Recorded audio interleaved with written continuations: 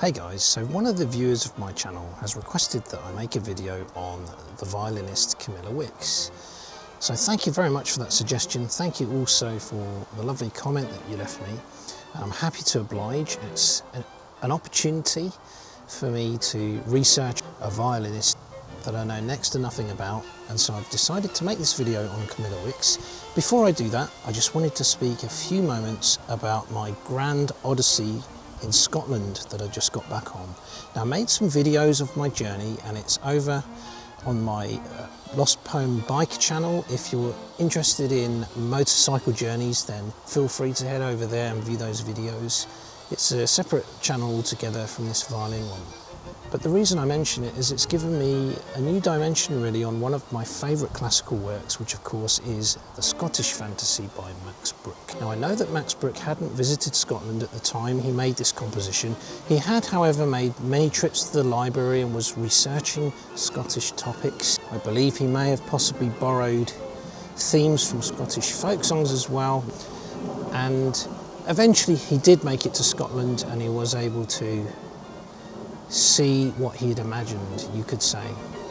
So for me, it is very evocative of the beauty of Scotland, and having travelled there now, having travelled all the way up the east coast from Inverness, right round the top, the very northern limit of the UK, back down the west coast and back to England on my motorcycle, having experienced sun and rain and storms, all kinds of weather, you name it, and just seeing the sheer raw beauty of Scotland.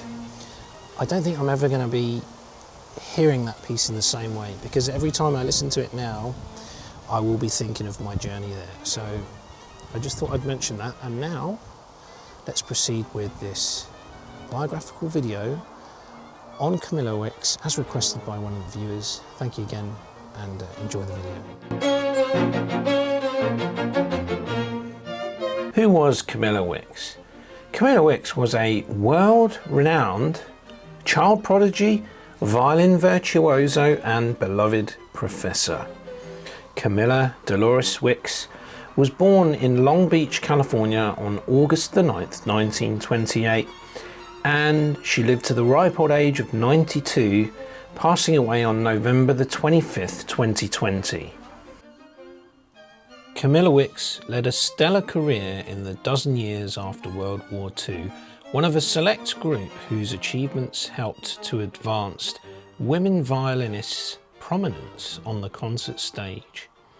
She was one of the first female violinists to establish a major international career.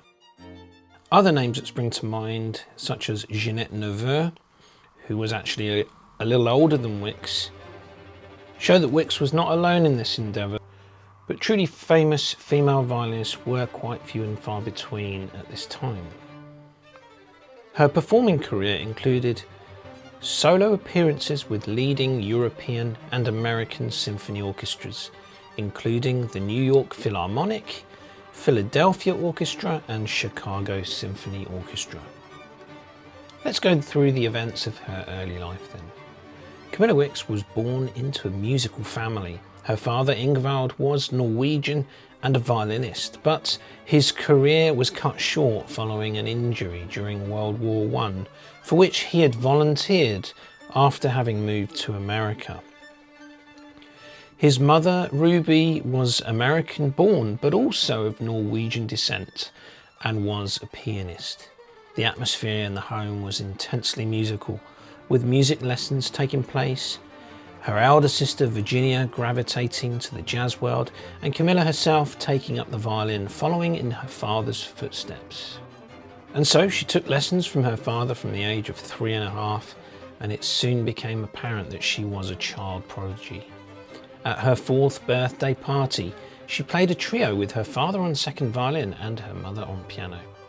Later that year, she performed Vivaldi's Concerto in A minor from memory, and was soon performing in local music clubs.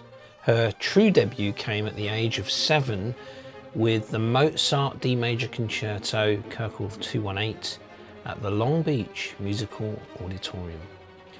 At age 8 and 9, she performed the Max Bruch No. 1 and the Paganini No. 1 respectively. Paganini No. 1 played by a 9-year-old is some feat indeed. Up until this point, she had received lessons and instruction from her father and also from Carlton Wood, a former student of Sevcik. But Wicks also credits her pianist mother as playing a key part in her musical development. At age 10, she was ready to attend Juilliard, where she studied with Louis Persinger, also the renowned teacher of Ruggiero Ricci and Yehudi Menuhin, amongst others.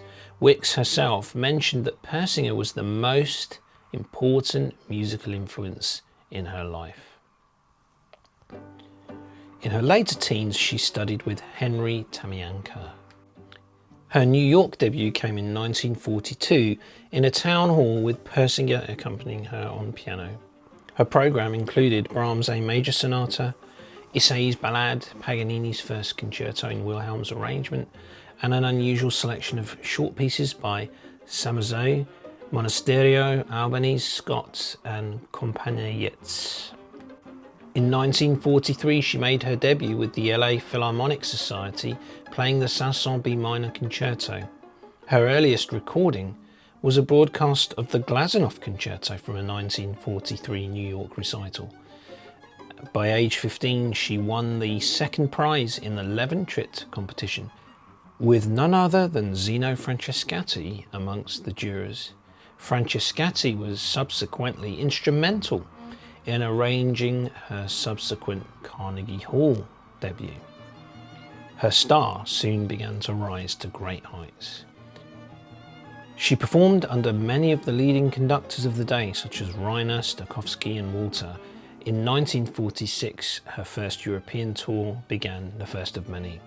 In 1951, she married Robert Thomas, a former trumpeter turned industrialist.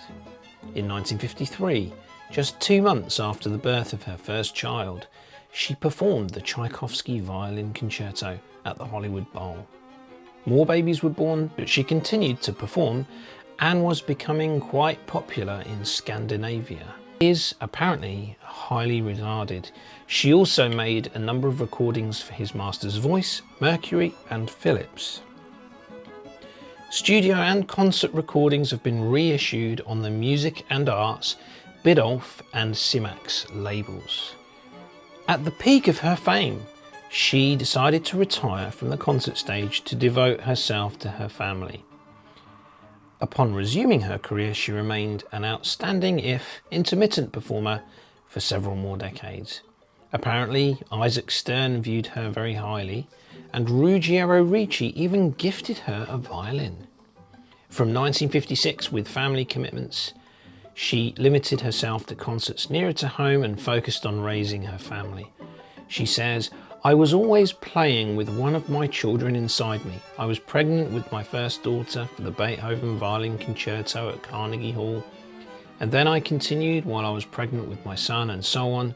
Then finally I gave up for a while." And so barely into her 30s, she chose to retire, a decision she had not taken lightly. But ultimately, her focus then was on raising her children. The family moved to Texas, and believing that her days of fame were behind her, she actually sold her Stradivarius, the 1725 Duke of Cambridge violin. Although her performing career had now faded, her reputation as a teacher was, in fact, growing. By the early 1970s, her marriage was under strain, and she moved out with her children to Lake Chelan in Washington, where they lived in a beautiful area near the lake. Maybe I should be pronouncing that Lake Chelan, I'm not entirely sure. There, she taught at the Wenatchee Valley College and actually joined the small community's non-professional orchestra. She taught for a couple of years at the Royal Conservatory in Oslo, and her last teaching position was at the San Francisco Conservatoire, where she held the Isaac Stern Distinguished Chair until she retired from teaching in 2005. Her contributions to Norwegian musical life were rewarded in 1999 with a knighthood of the Norwegian Royal Order of Merit. Camilla Wicks explored a wide range of repertoire and promoted many lesser-known works, in particular by Scandinavian composers, who in turn wrote many works for her. The Norwegian composer and violinist Bjarne Brustad dedicated a number of solo violin works to her. Wicks was an advocate of contemporary Scandinavian composers. She performed concertos by Fartein Violin and Hilding Rosenberg, and gave the world premiere of those by Harald Sæverud and Klaus Egger, and also enjoyed close collaboration with Ernest Bloch. Wicks' avid curiosity always led to her championing neglected jewels of the repertoire well beyond the Nordic realm. Already in the earlier years of her career, her recitals had included rarely played works by Milhaud, Honegger, Villa-Lobos, Dohnányi and Bloch. Being a top-ranking female violinist wasn't always easy. As she recalled, with some humour, "I was one of the few women who broke through to play in the big leagues, and some of the conductors were really quite miffed about it. I won't name names, but one of them was not following me on purpose and was a half measure behind me the whole time. I didn't know then to pace myself to the stubborn conductor's accompaniment. That would have been the answer, but I went ahead and played my speed, so strong character." In short, Camilla Wicks was an extraordinary violinist and artist. Her older sister Virginia recalled how Isaac Stern once described Camilla as the greatest violinist. When asked if he meant the greatest female violinist, he replied, "No, I mean the greatest." In 1950, she performed the Beethoven Violin Concerto with the London Symphony Orchestra under the Iraqi conductor Albert Chaffoo at the Royal Albert Hall. One critic observed that her imagination caught fire in the cadenza. In 1937, a review in the Hollywood Citizen News said, "Her tone is of amazing depth and appealing quality. Her palpable quality of understanding, her poise and dignity. The child is already a fine artist. Her possibilities are unlimited." Camilla Wicks died in 2020. Sadly, 2 of her children predeceased her, Philip Thomas and Paul Thomas. Blessed with film star looks, she was seen as an uncredited violinist in the 1945 comedy She Gets Her Man.